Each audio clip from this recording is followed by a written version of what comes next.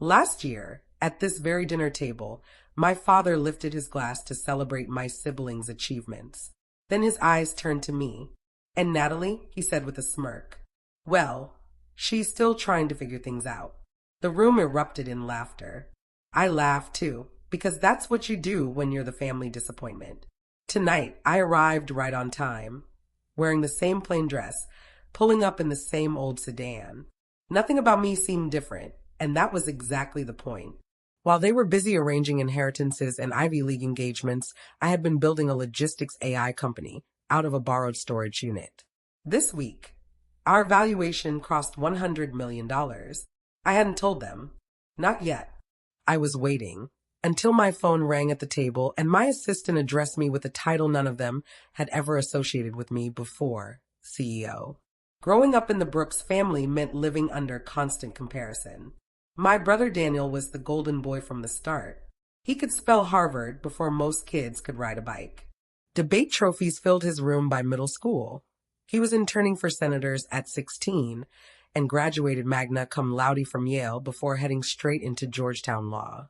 My parents worshipped him. He spoke their language, law, legacy, power.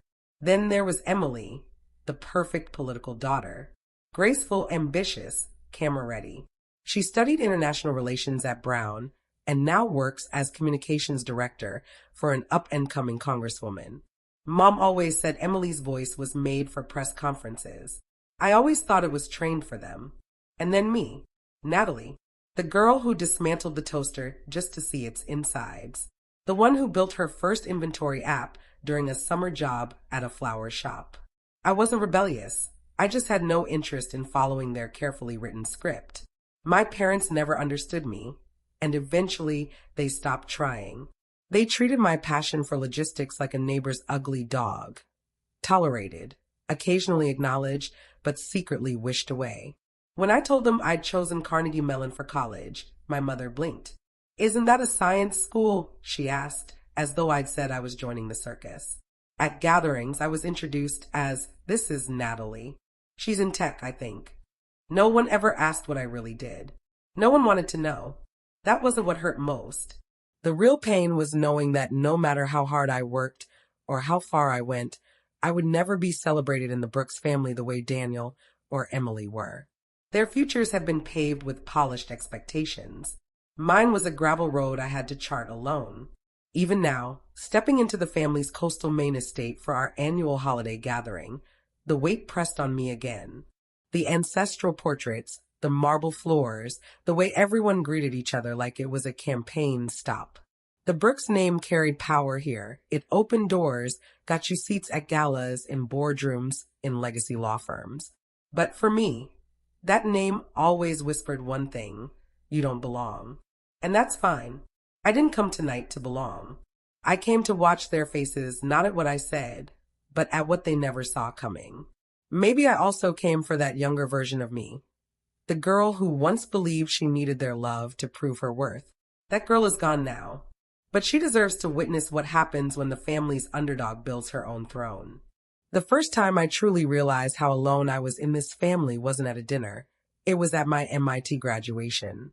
I stood among a sea of black caps and cheering families, clutching my diploma. I'd fought hard to earn a double major in systems engineering and applied analytics, graduated with a 4.0 GPA, and published a thesis on predictive logistics modeling. My name was called. The auditorium applauded. I looked up toward the balcony, where rows of families waved and cheered. My row was empty. Daniel was at a political summit overseas. Emily was helping with the Senate fundraiser. And my parents? They were in Martha's Vineyard, attending a gala hosted by one of Dad's old law partners. "We're so proud of you, sweetheart," Mom had texted that morning, right after sending me a photo of her gown for the event. It's funny. People say defining moments are loud and dramatic, but that moment wasn't loud at all. It was silent. And though it didn't break me, it shifted something forever. It taught me never to wait for their applause. After graduation, I took a job at a mid-sized distribution tech firm in Ohio. It wasn't glamorous, but it was real. I saw warehouses collapse under poor planning because no one knew how to reroute trucks during snowstorms. I saw life-saving hospital equipment arrive 2 days late because GPS software didn't account for construction detours. I began keeping a notebook filled with ideas, frustrations, and algorithms I wanted to test. No one in my family ever bothered to ask what I was working on. At Thanksgiving, Dad casually asked if I had finally decided what I wanted to do with my life. Emily suggested I look into public policy. "You'd be great at logistics for campaign work," she said. I laughed and told them I preferred real-world chaos to political theater. They laughed too, though not kindly. By that point, I had already written the first lines of code for a prototype I called SwiftRoute, a machine learning system designed to predict last-mile delivery problems using real-time inputs like traffic, weather, and historical inefficiencies. It wasn't glamorous, but it was clever and it worked. At night, I coded. On weekends, I tested it out by volunteering with a local food bank, optimizing their routes so meals arrived to seniors on time. No one paid me for it, but something inside me shifted. I wasn't chasing recognition. I was solving a real problem. For the first time, I didn't feel like the Brooks family disappointment. I felt needed. That was the seed of something bigger. The idea of building a life my family might never notice, but one day could not ignore. If I couldn't inherit the Brooks legacy, I'd create my own. One delivery, one line of code, one quiet step at a time. I still went to family gatherings, not because I wanted to, but because some stubborn part of me clung to the hope that maybe, just maybe, things would be different. They never were. Every Christmas, we returned to the same colonial estate on the Maine coast. It looked straight out of Architectural Digest, white pillars, lake views, and a dining room lined with portraits of ancestors who probably signed documents with quills. A house built on legacy. And me, I was treated like a glitch in the system. At dinner, Daniel always took center stage, spinning political gossip and bragging about his latest podcast feature. Emily updated us on her boss's rising poll numbers, how she rewrote a campaign speech minutes before airtime and saved the candidate's image. My parents glowed with pride, as if they were patrons of the American aristocracy. Then, inevitably, the attention would shift to me. "So, Natalie," Uncle Richard asked one year, swirling his wine, "you still deliver things?" That year, I had just landed our first enterprise contract with the national medical supply chain. But all I said was, "Yep, still delivering." Mom jumped in. She's very hands-on. Boots on the ground. It's noble. Noble. Like I'd signed up for the Peace Corps, not co-developed a routing engine that cut delivery failures by 32%. I didn't bother correcting them anymore. What was the point? Anytime I explained what SwiftRoute actually did, someone changed the subject, or worse, gave that polite, vacant nod that meant we tuned out 2 seconds in. So I adapted. I wore the same navy cardigan to every gathering. Kept my 2010 Honda. Brought mid-shelf wine. Nothing that would stand out. The less remarkable I seemed, the fewer questions they asked. Once, during brunch, Emily leaned over and whispered, "You should think about branding, Nat. People take you more seriously when you look expensive." I almost asked if she thought engineers came wrapped in gold foil. Instead, I just nodded and bit into my scone. It was easier to play the role they had written for me. The odd one, the quiet one, the errand girl who liked vans and numbers. Let them believe I was harmless. Because the truth? I wasn't. I was building something they couldn't comprehend. And one day they would see it, not because I demanded their attention, but because the work itself would leave them no choice. No, I would make them hear me the only way the Brooks family respected, by becoming impossible to ignore. And that moment was almost here. Dinner unfolded just like it always did, staged, draining, and hollow. We gathered in the chandelier-lit dining hall of the estate, seated by rank instead of affection. My father at the head, my mother at the opposite end. Daniel positioned to his right, Emily to her left, and me, tucked farther down, half hidden by a floral arrangement as usual. The opening course arrived, sea bass, flown in from somewhere with a name designed to sound expensive.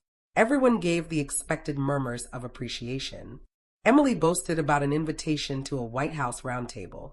Daniel went on about polling numbers and some senator's scandal. My mother dabbed delicately at her lips with a linen napkin, smiling like a politician's wife at a gala. Then, midway through the main dish, my father cleared his throat, the Brooks signal for silence.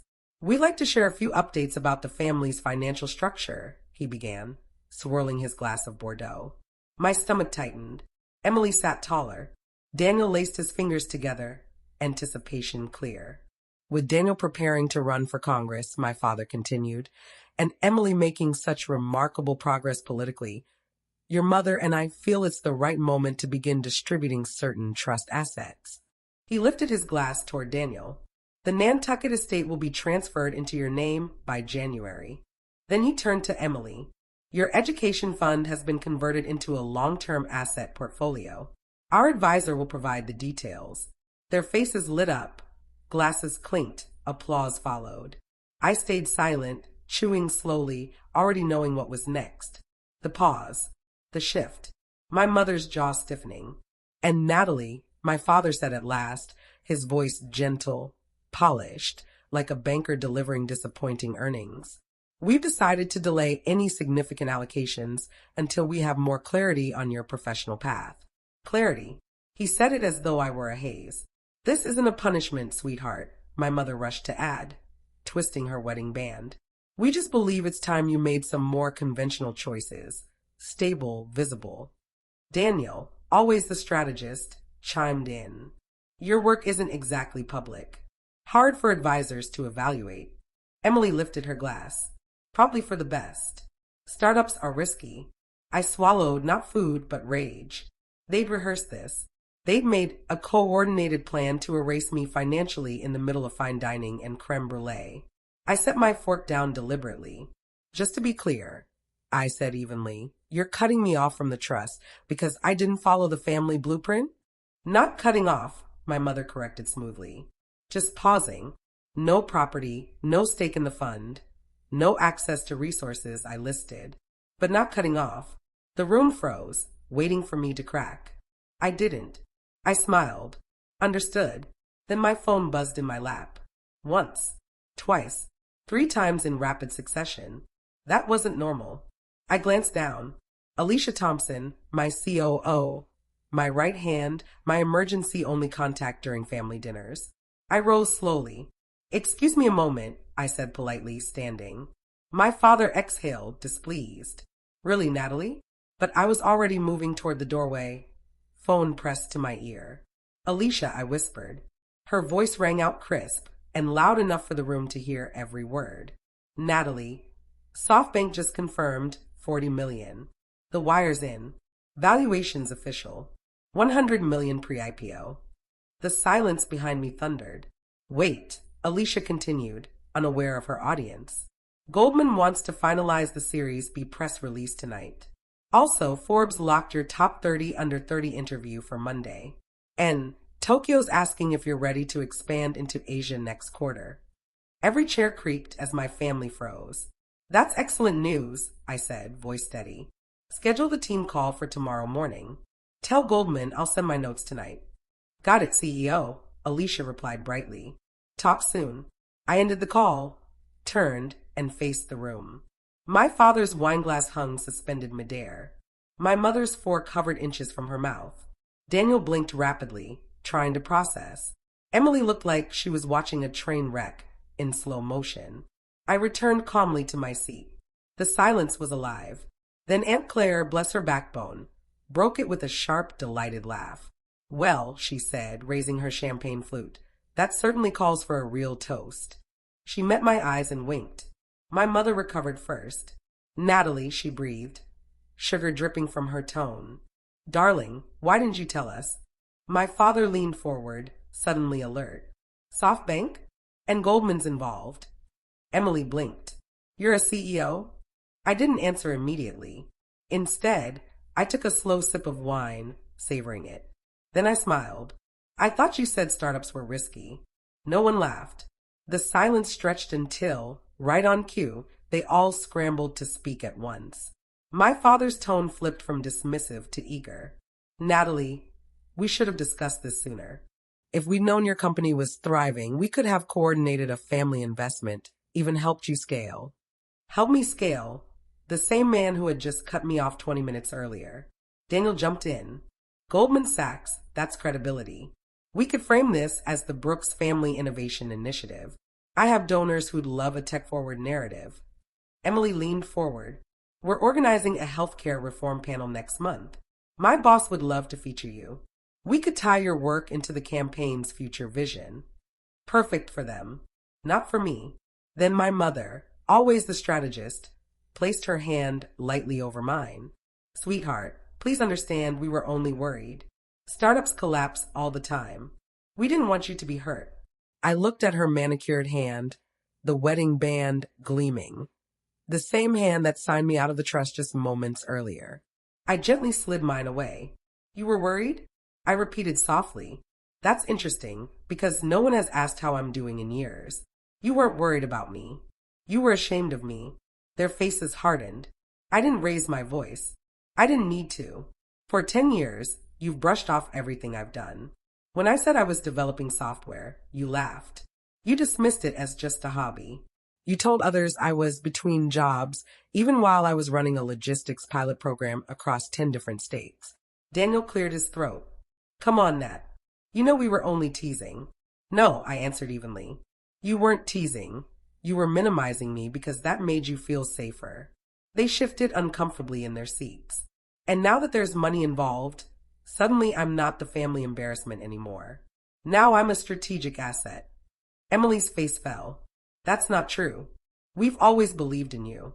Really? I arched a brow. Then tell me, what's the name of my company? Silence. I let the pause stretch. No one spoke. It's called Swift Route, I said.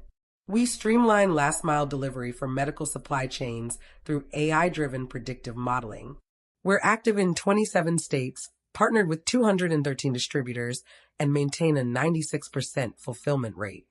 My father blinked. That's impressive. Yes, I replied. It is. He straightened, slipping back into his corporate persona.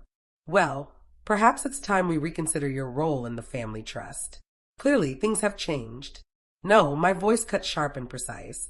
Nothing has changed in the last 20 minutes, except your opinion of me. You're overreacting, my mother murmured. No, I'm responding. That's very different. Daniel opened his mouth again, but I held up a hand. Let me make this clear. I'm not seeking a family stake, or board seats, or political alignment. Swift Route has full funding. Our board is complete. Our investors backed us when no one else thought it mattered. Emily's lips pressed tight. So what now? We're just excluded from your success. I looked at her, then at the table, the polished crystal, the silver utensils, the people who never made space for me until money entered the picture. You're not part of this story, I said flatly, because you chose not to be when it counted. Then I rose to my feet. I've got a team call in the morning. Real stakeholders. Real believers. So, if you'll excuse me. Wait, my father said, rising halfway from his chair. We should talk this through. We already did, I replied, walking toward the door. Over years of dismissal and betrayal. As I stepped into the hallway, my phone buzzed. A new message from Alicia. Forbes cover confirmed. Tokyo expansion approved. Congrats, CEO. I smiled, slipped the phone into my clutch, and didn't look back. The day after the dinner, I ignored every call. Not Daniel's carefully worded text, let's connect soon. Lots of exciting crossover potential. Not Emily's voicemail, we should reset. You know I've always admired your drive. Not even my father's email, titled simply, Proposal for Discussion. But there was one message I did answer. Alicia's draft of our press release. Swift Route, $100 million valuation, Japan expansion announced. And at the very end, the short paragraph I had personally requested. We're proud to launch the Brooks Foundation, a $5 million initiative to support young women in supply chain technology, with a focus on underrepresented communities. That was the only time the Brooks name would appear, and this time, it was by my choice. I didn't select the name to honor my family. I chose it to reclaim it. For years, Brooks was the name that shut me out of trust funds, investments, and even dinner table conversations. Now, it would open doors for girls like me, girls who didn't fit the mold, who didn't sound like the stereotype, but who could see systems, patterns, and believe they could fix them? We held the announcement at our Boston headquarters. No gilded ballroom, no politicians, just the Swift Route team, a few local educators, and a group of high school girls from underserved schools invited to walk through our logistics floor and see what was possible. I watched their faces brighten as the engineers explained how we simulated delivery failures, how data could transport medicine, and how algorithms could change real outcomes. That night, after the event, I received a message from my mother. We read about your foundation. Truly remarkable. Natalie, would you consider allowing the family to host a fundraiser at the Vineyard House? I stared at the screen for a long while. It was the first time she had ever described my work as remarkable. Yet still, she wanted the fundraiser at the house they once shut me out of. I didn't answer. Instead, I caught a cab to a tiny flower shop on the edge of Cambridge. Mrs. Reed, the owner, still remembered May, her former summer intern, the one who had redesigned her inventory system in exchange for leftover muffins. She was the very first person who believed I wasn't just good with computers, but that I could solve real-world problems. I handed her an envelope with instructions and my business card. The following day, a bouquet of white lilies arrived at the Brooks estate, addressed to my mother. The card read, "Thank you for the offer. The foundation already has a venue, a warehouse, the same one where I built everything you once dismissed as a phase. Warm regards, Natalie." A month after the foundation's launch, I was invited to speak at a public high school in Baltimore, an all-girls STEM academy tucked between auto shops and boarded-up warehouses. No red carpet, no cameras, just a folding chair, a small auditorium, and 50 sharp-eyed girls with notebooks in hand. I told them about Swift Route, about the years I coded from a garage while delivering pizzas just to cover server costs. I told them about the logistics breakdowns that delayed insulin shipments and how solving those problems meant saving real lives. Not apps for social validation, but systems that move the world forward. During the Q&A, a girl in the second row raised her hand. She couldn't have been more than 15. She wore braids, chipped nail polish, and carried a determined gaze that reminded me of my younger self. "My parents think logistics is just for truck drivers," she said. "They want me to be a doctor or a lawyer, something serious. Did your family support you?" I hesitated. The truth lingered in the dusty stage light. "No," I finally admitted. "They didn't. Not when it counted." Her eyes dropped, as though I had confirmed her greatest fear. But I continued, "What I learned is that sometimes the people closest to us can't really see us. Not because we're invisible, but because they only recognize versions of themselves." The room fell silent. "You don't have to fight them," I added. "You just have to build something undeniable, something so real and so fully yours that their opinion stops mattering." She nodded slowly, and I knew she understood. Afterward, one of the teachers handed me a gift, a mug that read "Shipping Confidence since 2023. I laughed harder than I had in weeks. That night, back in my loft overlooking Boston Harbor, my phone buzzed. A missed call from Daniel. A voicemail from my mother. "We're planning a holiday gathering. We'd love to see you." No pressure, of course. Emily had texted too. "Brian's campaign could still use your support. Even just a quote for our healthcare platform." I didn't respond. Instead, I opened an envelope sitting on my counter. Inside were hand-drawn thank you cards from the Baltimore students. One reads simply, "Thank you for showing me that a girl like me can run the whole system." I placed it in my desk drawer, right beside the trust fund letter that declared my exclusion. One piece of paper erased me. The other proved I mattered in ways that counted far more. A few days later, I hosted a quiet dinner for my team at the warehouse where it had all begun. No media, no gala, just the people who had believed from the very start. As everyone was leaving, Alicia handed me one last delivery, a bouquet of peonies. No card, just a shared glance of understanding. I set them on the windowsill beside a photograph of that same warehouse in its earliest days. Bare concrete floors, cardboard desks, no heat, no furniture. Just vision. That's what I built. Not merely a company, a legacy. Mine.